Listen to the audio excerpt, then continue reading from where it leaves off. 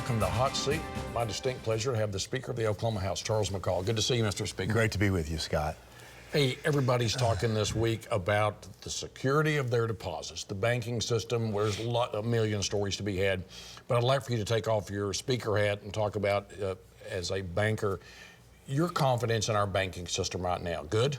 Very strong, you bet. Of course, my family's in banking, fourth generation community bank in a rural location with locations in southern Oklahoma and North Texas, both. Of course, when something like this happens, you start to communicate. I've been in contact with the state banking department commissioner, Mick Thompson, asking him about the assessment of the situation, not just for Oklahoma, but our nation. Those have been very good. We know that there are no uninsured deposits in any of those banks in terms of banks here in Oklahoma or customers. We know that the depositors are going to be made whole by the announcement following the closing of the bank. So everything is good. These banks that have been closing, it looks to be more of a liquidity issue for those banks, not a problem loan situation. So I think everything is strong. People are, banks are ready. They're communicating with their customers to make sure they know that. FDIC does provide insurance for depositors of all banks. The base amounts $250,000, but really it covers a lot more than that, Scott. A family of two, a married couple, can actually have $1.5 million worth of FDIC coverage at one bank location. Family of four can have $5 million. So just, depositors can always, and bankers always talk with their large depositors to make sure the deposits are structured properly so that they're fully covered. We have seen the state trying to get more competitive. It's one of your motivating factors. We lost out on another big campaign this week. We went to Canada. What do we need to do to be more competitive, both nationally and internationally? To be in the final run for these companies is historic for the state.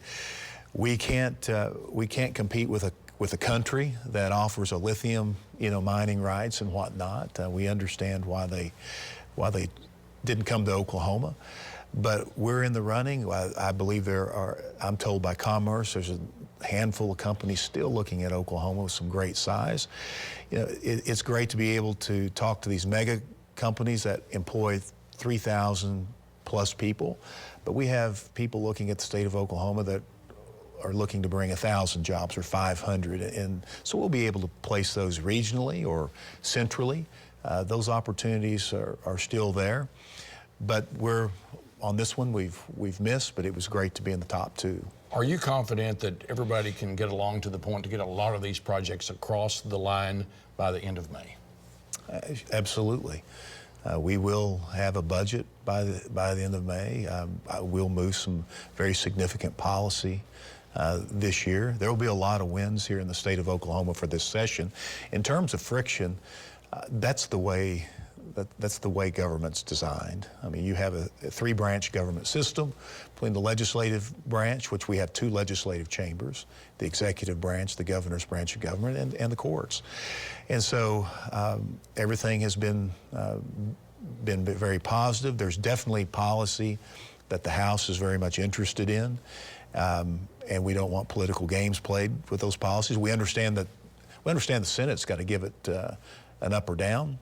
And that's fine. That's all the House is asking for, is fair treatment and an up or down vote on the House's education plan. If they say no, they say no. That's their decision. We've made our decision. We just don't want any political games played with those things. Well, thanks for your time today. Hey, Scott, always a pleasure to be with you. Thank you so much, sir.